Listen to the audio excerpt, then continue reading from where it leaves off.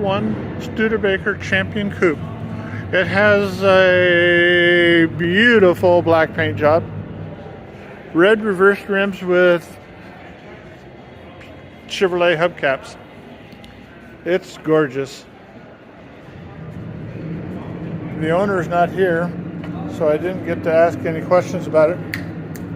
Please like, share, subscribe, and follow my video.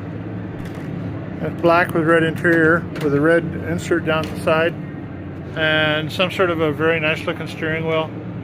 The car is just done to the nines inside and out.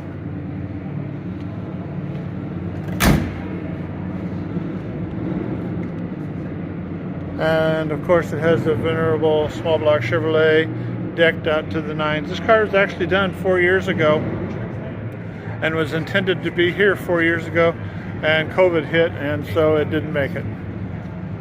No show.